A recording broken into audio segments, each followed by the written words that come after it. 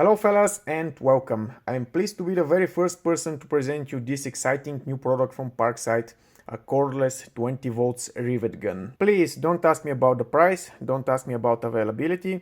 The product is not yet released to the market. I don't have the official specifications of the product, but what I know is despite of being green, the machine is equipped with a brushless motor. Yes, you heard me right, a brushless motor. Unfortunately, I don't have information about the stroke length of the product, the pulling force, or the maximum diameter of the rivets it can work with. I'll have to find that information during my tests. And to make things even more interesting, I will compare the new product with the reputable Bosch Professional cordless rivet gun. Of course, the price difference between those two will be humongous. Like I said, I don't have information on the price of Parkside, but my guess is it will be in the range of 60 up to 80 euros. On the other hand, Bosch costs about 800 euros. Just like Parkside, Bosch is equipped with a brushless motor.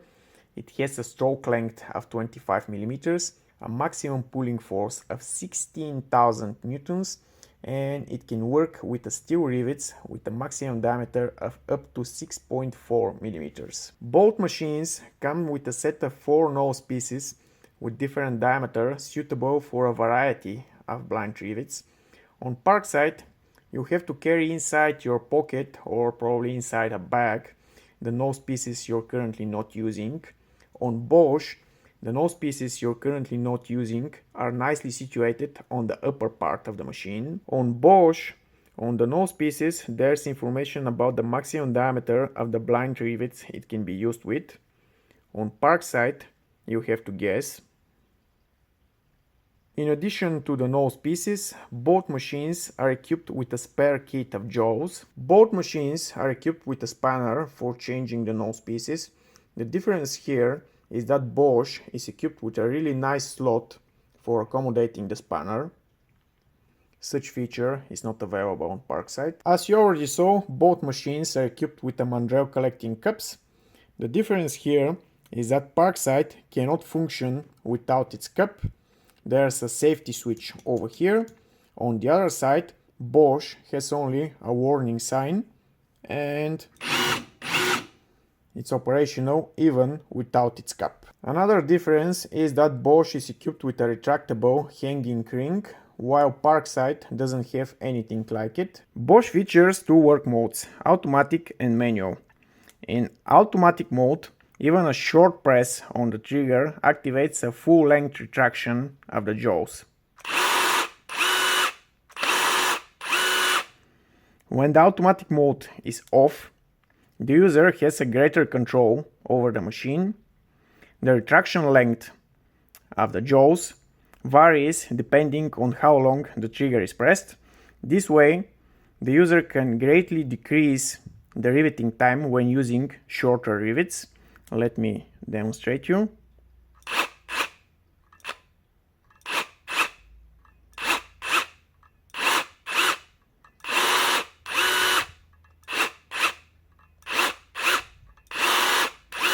On the other hand, Parkside features some sort of combination between automatic and manual mode. A short press of the trigger activates what I call a minimum retraction of the jaws. A longer press of the trigger activates a longer retraction of the jaws.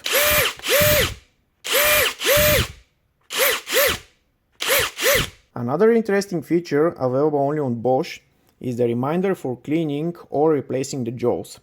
The user can reset the reminder using the button on the control panel, and the reminder interval, meaning after how many rivets you get such reminder, can be set using the Bosch application and the Bluetooth connectivity of the tool.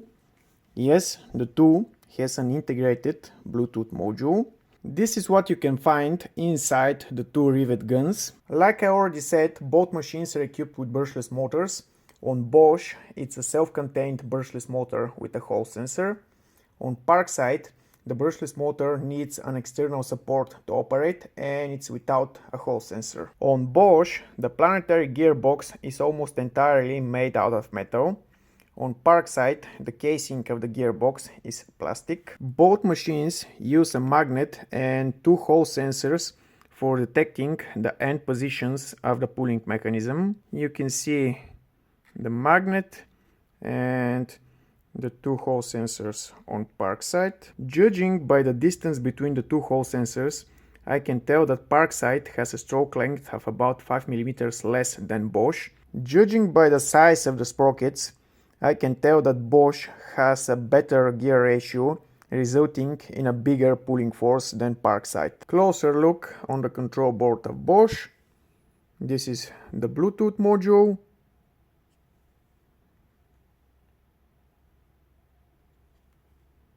And a closer look on Parkside.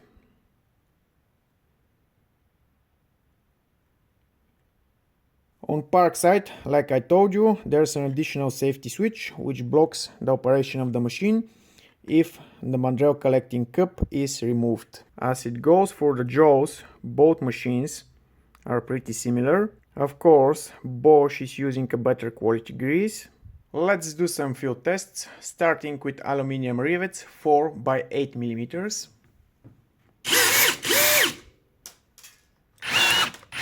Continuing with 4.8 by 10 mm. Steel rivets 4.8 by 8 mm. Aluminium rivets 5 by 16 mm.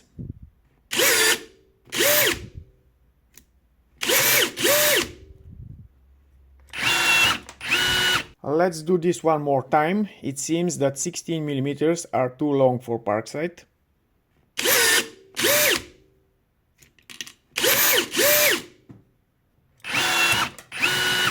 Yeah, 16 mm are too long. Steel rivets 5 by 20 mm.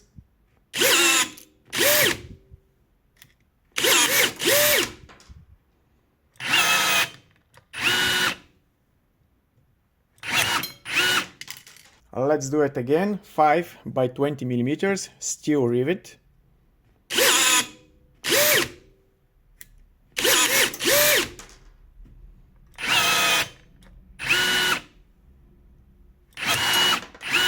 Continuing with the big boys, aluminium rivet 6.4 by 14 mm.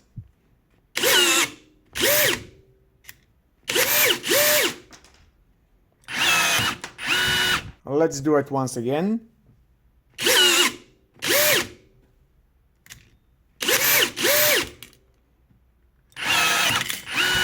And finally, 6 by 16 mm steel rivet.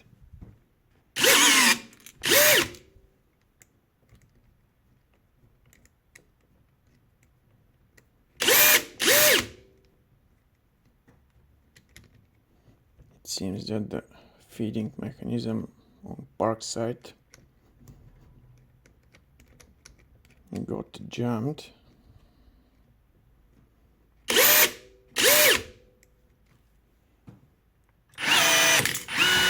It seems that the feeding mechanism on Parkside is narrower than on Bosch, and sometimes when using such thick rivets the mandrel can get stuck.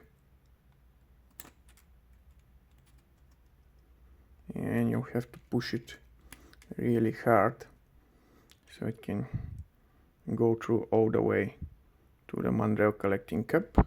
And yes, I can confirm that the feeding mechanism on Bosch is wider, meaning you can use it with thicker rivets.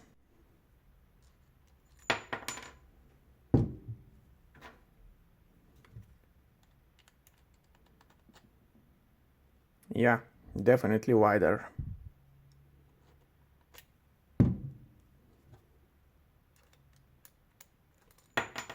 After cleaning the feeding mechanism, let's try again with the steel rivets 6 by 16 mm.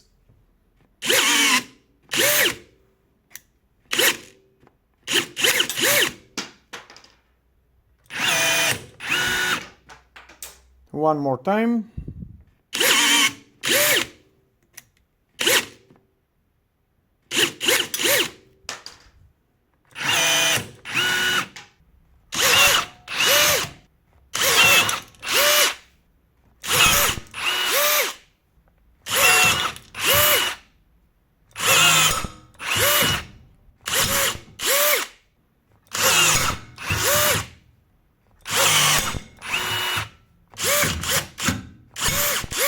Well, definitely Bosch has more pulling force, longer stroke length, and it can be used with thicker rivets. However, for its price, which I'm only speculating, I think it will be about 10 times cheaper than Bosch, Parkside is performing amazingly well. Sometimes you have to press the trigger twice, sometimes the mandrel can get stuck, but I think all this will be compensated by the price. Of course, I have no proper way of testing the longevity of the tools. If I recall correctly, Bosch claims 3000 rivets can be done before the need of replacing the jaws, and I have no intention of doing such insane number of rivets just to find out whether Parkside will fail or not. Well, I think that's enough for this review. I hope you enjoyed it, and I really hope Lidl or Parkside won't mind reviewing their top secret products. Bye and see you soon.